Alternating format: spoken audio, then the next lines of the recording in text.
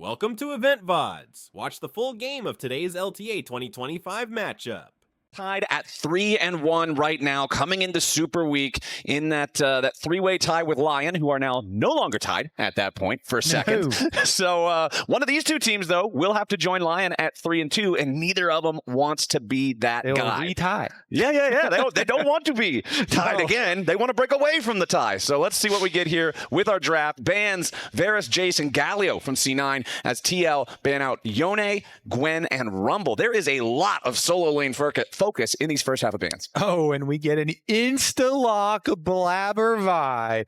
The old reliable back there, Flowers. Okay, so probably something for Loki around an Arya, Talia, something like that to play off of this Vi. We'll see how heavily they commit to that mid-jungle duo. Meanwhile, TL might steal away one of those components that you love to pair with it. Yeah. Both APA, one of his best champions, as well as breaking up the synergy with Vi. I like to see that. Now, what do you follow up with here, though? I mean, honestly, jungle looks pretty good unless you have something that Jan is really calling for. I like that we got the a little bit of insight into lane dominant stuff for them. Yeah, there you go. Okay, there it is. Lane dominant, and it's Jan calling for it. He's like, give me something now. We're gonna smash this bottom lane. Give me the Kalista. Get the Renata for Core JJ. And in response to try and stay safe there for Sven, he locks in his Ezreal. I feel like Kalista has a very common spot on first round ban lists, and so when she's not banned away, I generally just always expect to see it locked in pretty fast. The Renata, you called it. This is like her best buddy in lane. The combo is absolutely dirty, but they'll be going up against an Ezreal on the other side, piloted by Sven. Do they ban like the Karma and Nico type of like poke champions for support for their bottom side of the map now here too? Because that is something that has become very popular, since sometimes you can give up the Kalista and you're like, all right, fine, I'll just run some double poke lane into it. Okay, so they do at least do one of those, the Karma. They could also follow it up with the Nico, although the Nico not quite as common with the Ezreal, and you can still look for stuff like Vulcan could still even do an engage like Leona or something if you wanted to pair with Ezreal. That still does pair very well and would provide Vi some more support on diving too. So they don't have to go with a double poke lane into giving up Kalista. It's just become very common because that's how you try and keep it under control. Right, it's how you deal with it, how you survive the crazy aggro potential there. But C9, having locked in their own jungler, they're going to remove some powerful options here from TL's potential pool. Skarner being taken away from Umpty as the final ban of the draft for TL. We'll look up back towards the solo lanes again with the Gnar ban. Yeah, Thanatos has a very, very strong preference for only a few champions in top lane, and Gnar is up there at the pinnacle, so they're just trying to take away that versatile champ. Since Gnar plays so well into so many things, especially with what Impact plays, so they don't really want to have to deal with that. And of course, the Jace and the now Renekton too have also been banned, so a lot of Thanatos' most favorite champions are banned, along with the Gwen. So I'd like to see this, and TL... what are we going to do here? I would assume they're going to save the counter pick, of course, for Impact. He's just trying to get in your head. I could. What if I slam Mordekaiser? I could slam Mordekaiser on you. Oh, maybe think about that for later. I could do a Warwick top lane with barrier. Huh? Yeah, maybe just get a little bit spicy. Think about that, buddy. Think about those hovers. Well, if you want something the opposite of spicy, how about some Xin Zhao? Yeah, I mean, Xin Zhao, like I said, it's like number one or maybe number two most popular jungler on the patch, plus loves playing with Renata. That is such a good support for Xin Zhao to play with. So here we go. Thanatos opts for the Ambessa instead, and the roam here from Bard. Okay. All right. A little bit different of a look. Not quite as poke heavy as a lot of the other things we are mentioning, and opting more for roaming to make some plays. Exactly. Interesting. I kind of do like it when you have a carry pick like Ambessa for your top laner. Bard can really help out those lanes and get the Ambessa into a very scary spot for the other team. If you get some early money on that champion, it scales super well. And Impact, just like I said, the last game that we had from these two teams, Impact slammed a Scion as well in that one to TL's benefit, and they were able to play some good front-to-back team fighting. Impact at the front, Impact and Upti at the front, and you're gonna have a good start to that team fight because it allows the Renata Kalista so much room to play with. Let's see if the much more pick-oriented Cloud9 comp is able to play the map, because when you do have some dangerous pick stuff like a Vi and a Bard roaming around, Cloud9 love to play once the outer towers are down. In the mid game is going to be really, really nice for them. When Ezreal's getting some spikes, when the Bard can put a lot of pressure on the side lanes by staying in Fog of War, threatening with Bard ultimates, and then when you see it, you full send your Vi, your Ambessa, those long range ultimates to get your picks. I'm really curious how this is going to play out, because I feel like if you're TL, you're like, yeah, we want to play around Kalista and Renata. Let him be aggressive. Let him push up. But if you're Cloud9, you're like, we're not even going to be there, bro. Bard's going to leave. Ezreal's going to farm with Q from like level 3 onwards.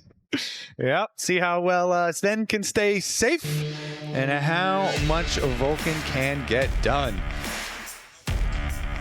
This is going to be a fun one, man. I cannot wait to see these two teams go head-to-head again. The fact that they're tied, dead even in the standings, too, I think just makes it that much more fun, because all the evidence has pointed towards, okay, you guys are really evenly matched. Let's see which one can actually pull ahead on this one. Opening up Super Week strong, I also think is important if we're talking about, the intangibles, if we're talking about momentum, starting this week off good. We haven't done a Super Week in a while. It's a little bit... a little bit more of an endurance challenge. It's kind of like an old school. Oh, okay. No, right, nobody breaks the ceasefire. Okay, everybody's cool. Just eye contact. Yeah. Okay. It's like, all right, I see what you're doing. You see what I'm doing. I see your ward you're placing. Okay. All right. I see it. Give me my 5 gold for pinging it. Looks like, so last time in the previous game, we got to see the Ghost Varus tech. This time around, doesn't look like we're really getting anything Not much out tech. of the ordinary. No, it's all just pretty standard stuff. I guess the only thing really worth pointing out is Sven going for the teleport option for the Ezreal to have the extra macro capability versus Yon's just raw combat power with barriers. So. Yeah, plus the extra return to lane is actually, big if you are running this Bard strategy. To be able to have Sven keep up his farm under some pressure. Yeah. Look at this TL. Brush control here early on. Core JJ, nice little dodge to start it out there. All right. This has become one of our most common memes. The scrim is going great. Can't wait for... Oh, yeah, that's a classic now, right? How old is it? Was that like 2018? I want to say like that's really like 2018. That's like 7 years ago, man. That one's a while back. Yeah, that's certified classic. Dude, everybody picks Vi for Blabber Fantasy. It's crazy. And then there's just like everyone's tweeting at him, and there's all this social pressure. Try and get your fantasy points. People take it seriously, man. They want to make sure they're getting all those multipliers. I didn't think I was going to take fantasy seriously, but I'm competitive at anything. So if I'm in it, of course I'm going to try and win and take it serious. I remember when I was talking to Jat last weekend, he was talking about how, I just left everything from week 1 the same for week 2, and I'm just going to hope that they all play the same stuff. Yeah. I'm like, honestly, I feel like there's some viability in that. I did, but only because you can't change the pick past 9 a.m. on the first day. But just going to have some standard clears here at Flowers, so not a lot of exciting stuff going to happen early on. After your full clears for your junglers, and of course your Renata Kalista pushing in on the bottom side.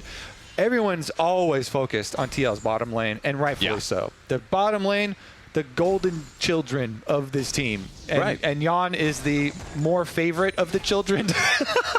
Jan is the favorite child on the entire Team Liquid family, as far as the public is concerned. At the very least, he has just done so much for this team when they were doing well, when they had struggles. He's turned into a very, very reliable carry for this team, and exceptional on both the international stage as well as the domestic stage. So I say Jan is just such a good success story of TL. Building him up back through the academy team when Spawn coaching him there as well too, and working his way through the system up into finding success here on the main squad. We're going to replace a vision, and APA knows it. So recall interrupt, a couple of extra seconds. What can Umpty do with a couple of extra seconds a lead here? He's going to go back towards the top side for his full clear. Okay.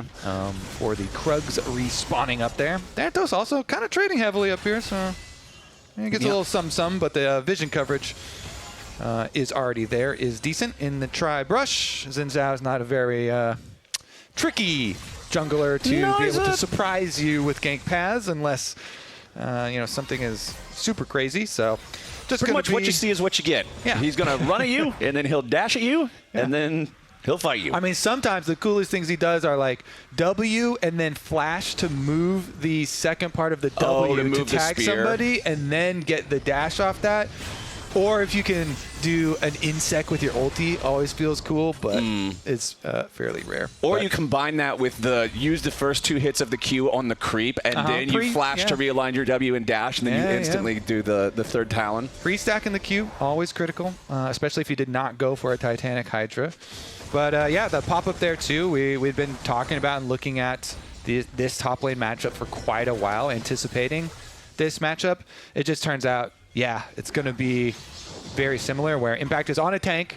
Yeah. And Thanatos here on the carry, trying to get the extra money and the extra pressure up there. But TL, off of their Callista Renata, are going to start up the Drake and should be able to finish it. And plenty of time here. Still 30 seconds ahead of Grub spawn. I like this from TL to make use of the fact that they do have this very powerful bottom lane that's often not allowed through the ban phase. They're hard forcing this dragon before the grubs, like you say, are even on the map. I feel like normally 5 minutes, 30 seconds is when you're starting to see the late lane swap where everybody just converts the bottom lanes up toward the top side. But now Loki getting jumped on here as he tries to shuffle Umpty away. Still standing and fighting, but he holds the flash and stays alive. Nicely played. Yeah, deals a decent amount of damage to Umpty here, so it's interesting. Now that there's no Azir ultimate and Azir's getting pushed in, Umpty and APA as a duo can go over and at least steal away one of these grubs. Like you're saying earlier, you have a smite charge. Just try and grab one. Azir is actually here and Vulcan's here too. Vulcan is the extra person, so no grub was low enough for Umpty to be able to get that smite steal on one of them off, and Bard zooms on over. So Cloud9 get that early Bard mobility, and that will secure them, all 3 of the grubs. But idea there, I like it from TL. You gank mid first, so try and get some resources, bottom side actually. We could see the dive come out there, already trying to spend the heal on this. Core JJ likely to drop, gets away over the wall, just barely stays alive. But now Yon bound up into the wall. Nicely fought here from Vulcan and Sven, but they don't have enough damage to follow it up. Sven does not want to risk getting too close and getting the spear to the face. Yeah, I actually like that from Yon. He was confident. He's like, I have barrier as well, so even if Vulcan goes for this, I'm not going to be in any danger.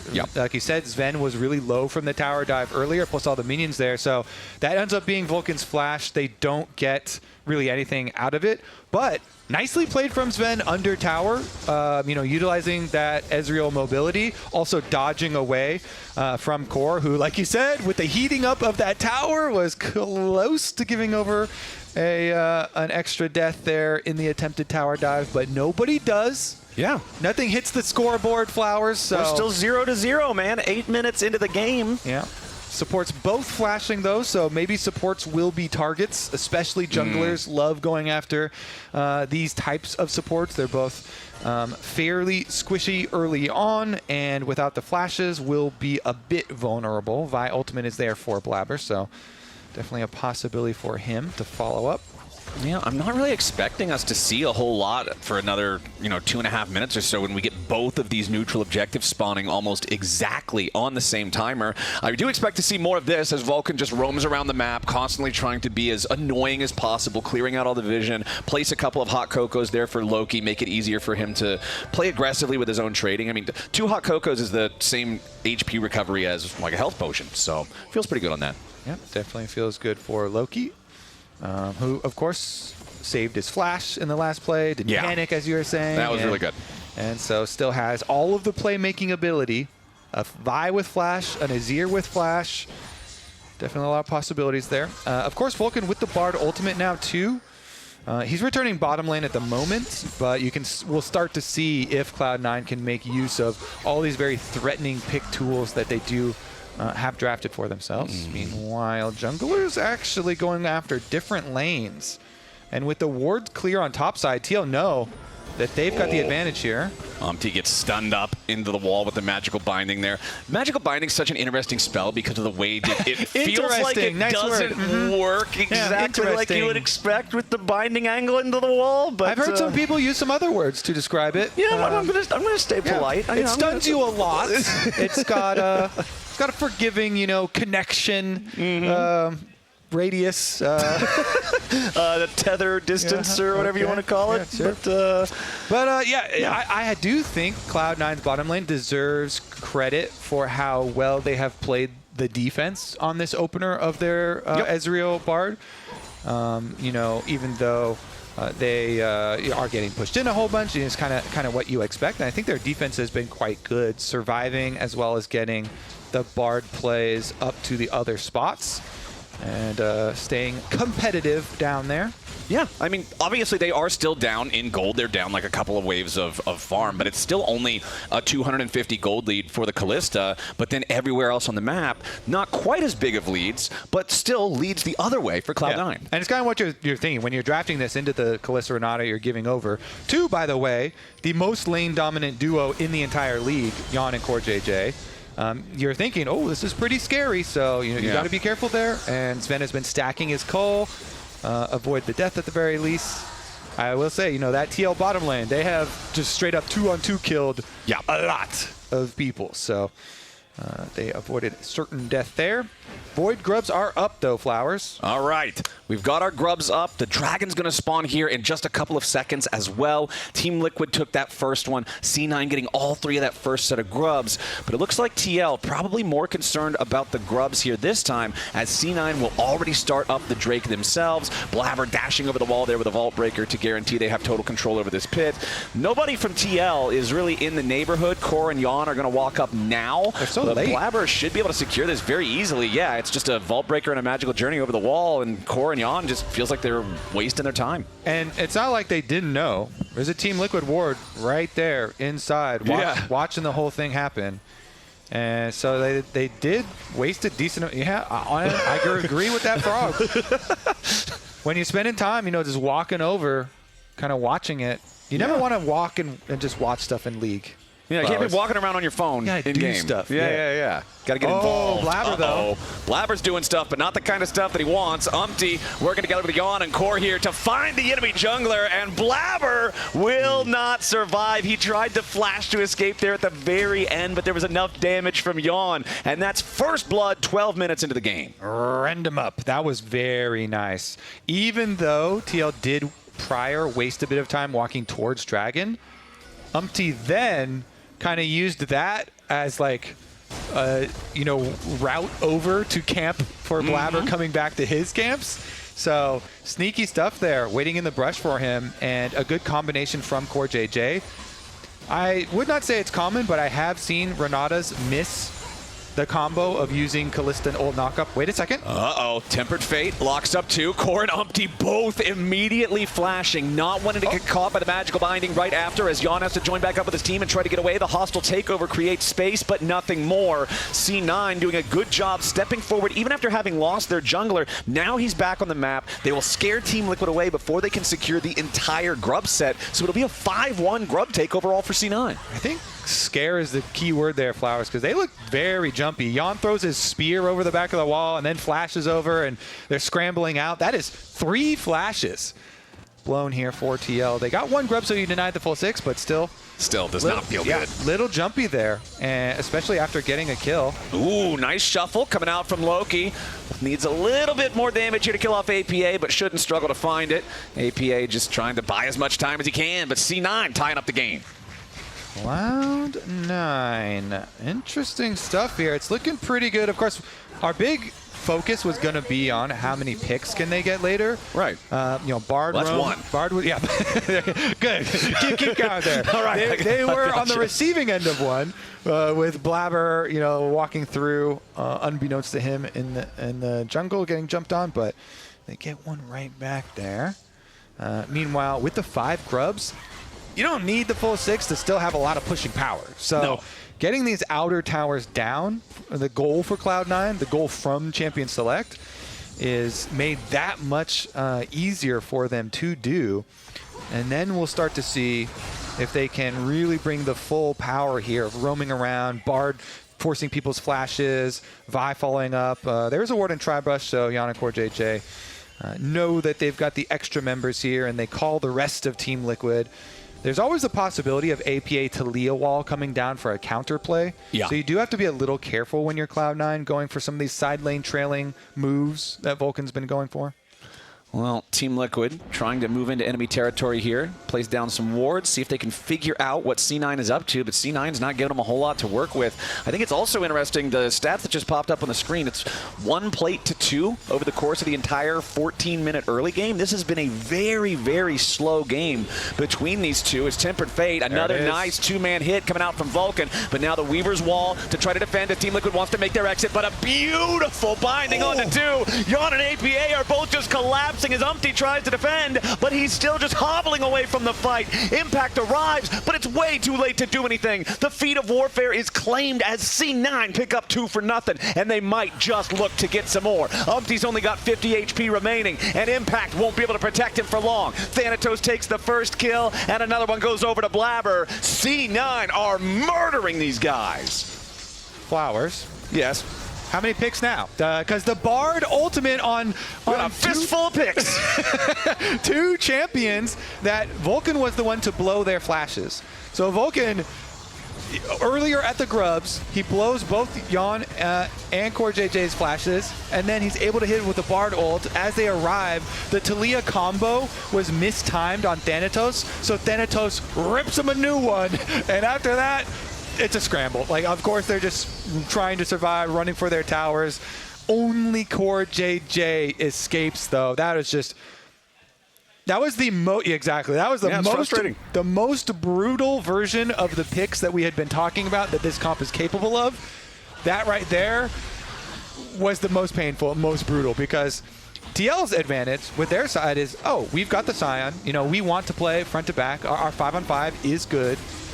But when it comes in and the teleports are mismatched and, Talia combo isn't able to interrupt there, then it is a very good job for Cloud9 taking advantage after those pit. TL still, though, on the push out, we can see them picking up another dragon, as well as trading the tower here on bottom side for that top one and the Rift Herald. And I think a big reason why that fight just seemed so doomed, when you're talking about TL like we have been, talking about the way they draft around this Kalista, this is your point of power. You want to make sure that you have this so that your star player in Yon can be aggressive. I don't think that Kalista got to throw a single spear in that previous fight. I don't think he got a single auto attack off because of how well coordinated that engage was, like you're talking about. And if C9 can keep finding those angles and Team Liquid's just constantly having to try to scramble to get away from this Bard, I just don't see how they're going to figure this out. It's a 4,000 gold deficit now from what was just, 500, 600 before the big Bard play? Yeah, because Cloud9, well, wait a second here. Umpty, it is still a little dangerous. Okay, Blabber. Gotta try to be slightly careful on this one. Is gonna take a ton of damage there. The Bard ulti doesn't do a whole lot as Blabber's still trying to get away. Umpty goes in with a win, becomes lightning, but a nice shield from Blabber, keeping him alive for now. True shot barrage over the wall. Blabber lives, are you kidding me? Oh, he's just tanky enough. Prox's blast shield at the end, sundered. Sky Blabber barely living. He needed every little bit of HP and shielding there. That's crazy, man. To escape. I mean, his ultimate to avoid the initial engage and then flash out immediately. Q. Rift Herald Hero does. All right, Rift Herald is down. Okay, yeah, not the greatest. But Blabber survived. But yeah, Cloud9 Rift Herald down, but Blabber lived. Okay, Harold taken care of, so at least Team Liquid got that going for him, but it's still over a 4,000 gold deficit. It's still C9 with the enchanted boots from claiming the feats early. Ambessa is now at the 2-item power spike of Eclipse plus Voltaic Cyclosword. This champion is so obnoxious to deal with on this spike. He will just be a menace in these upcoming fights. Look at that Sundered Sky and Blast Shield proc that Blabber did. It was just enough.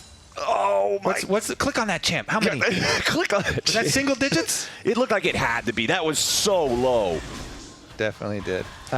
Anyways, more invades. Okay. Ooh, AKA manages to steal away the red buff, so a minor win there for Team Liquid.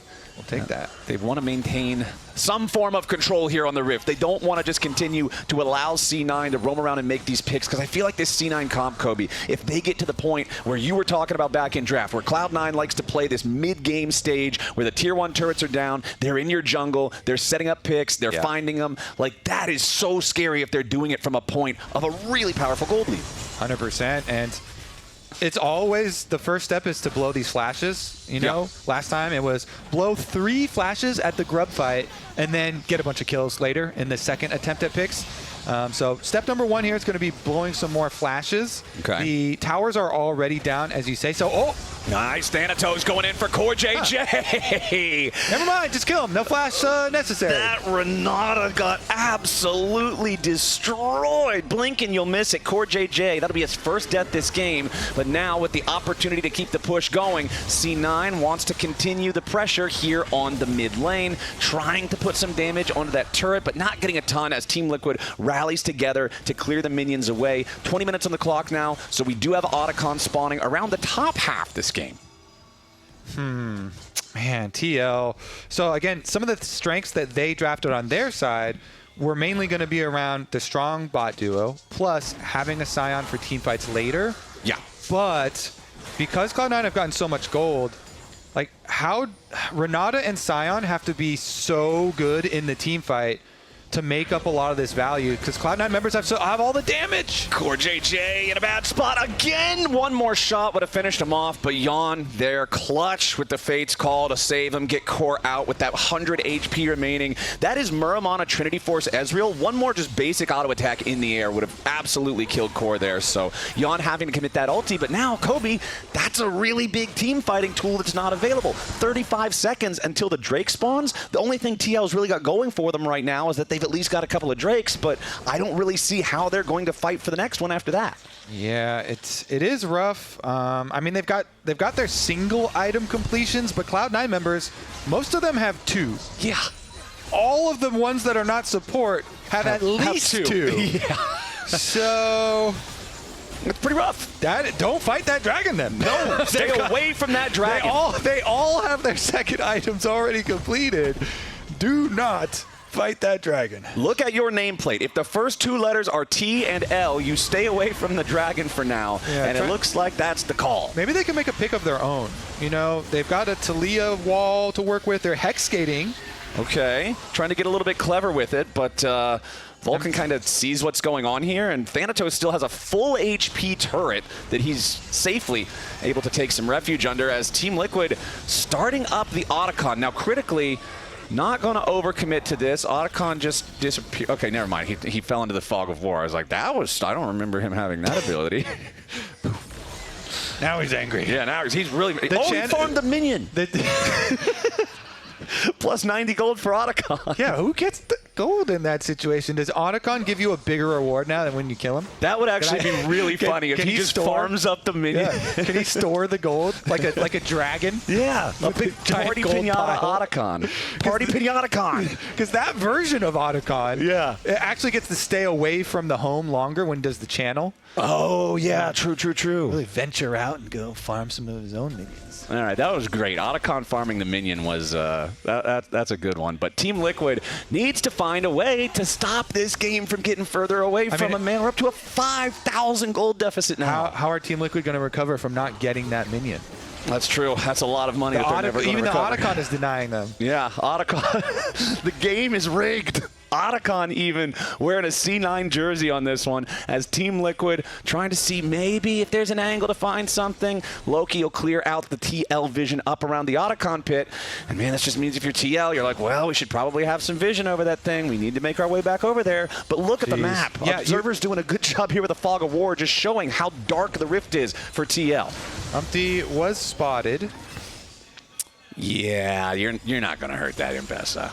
Not like that. I actually think that even if they manage to jump on him and hit him with a seismic shove, they don't kill him. Like the amount of shielding and everything is just way out of control. As now Blabber and Loki starting up the Otacon as Sven needs to try to escape Team Liquid back over here in the mid lane. The wind becomes lightning, does not connect. Team Liquid is hoofing it up here to try to bring everybody to the battle. A nice true shot barrage from Sven, chunking a third of the HP from both bottom laners of TL, dissuades them from walking up any further and secures the Otacon for C9. It seems to be going from bad to worse for the Blue Horse boys. It does seem that way, Flowers. Looks can be deceiving, yeah. Okay, but I don't think they are. Well, I'm looking at 5,500 gold. Now, I've played a lot of League of Legends, and usually that's not the best situation. And they've got Otacon, the int buff, so they've got Bard can turn off towers. They all have revivals. You can just full send at any given time. Public execution from Thanatos going in after Impact. Forces him to flash. He wanted to use the ulti to make more distance, but it's immediately interrupted. Hostile takeover. Going to find 3 there. End up doing a lot of damage to Blabber with that one, who will spin the flash to get away from the counterpunch of TL. Even if he does have the int buff, he doesn't want to int it just yet. Yeah. Man. Weaver's Wall even only knocks Sven over there.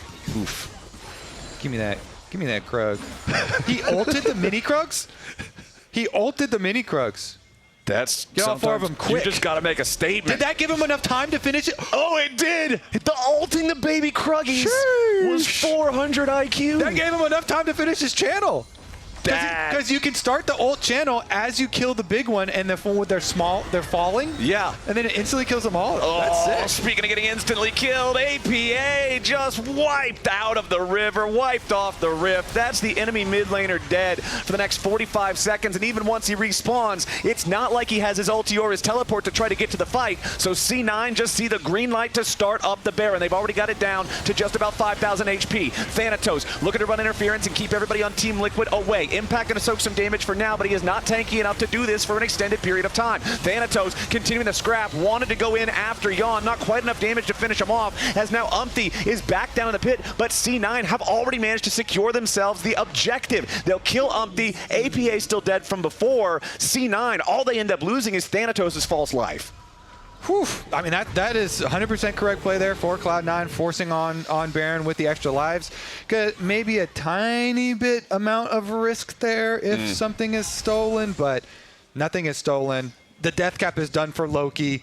Immediately Sven teleporting back out to push with Baron buff. Let's take a look at the replay. So, Umpty's walking around. The Bard ult from Vulcan was so good to deny him, but he still made it kind of scary. Yeah. Hit that Xin Zhao W, got his charge in to be close. Back to live, and APA is almost dead again. Thanatos hitting him with the public execution as Sven is just free-firing. This Scion is nowhere near durable enough to survive the gold lead that C9 has built. Over 10,000 gold, 26 minutes into the game. Kobe, we didn't have first blood until 12 minutes into the game, and now just 27 minutes on the clock. It's looking like C9's ready to end it, as they've got the Baroned up minion wave ready to crash into the 2 Nexus turrets. Impact is still dead for more than 20 seconds. Nice catch there on Vulcan. Thanks to APA and the seismic shove, they'll at least pick one, but they gotta keep fighting. Core JJ's about to die. The bailout will not save him as Yawn barely escapes away from the shovel, but APA can't say the same. Now Umpty's stuck here on the front line, and there's just too much damn damage. Yawn falls. Everybody on TL falls. Impact's not even back alive. 13-3. C9 made it easy, and they're gonna take the dub over Team Liquid. Nice snipe there from Sven at the end to get the straggler. Core JJ, holy moly, Cloud9 worked quick. That was a beautiful execution.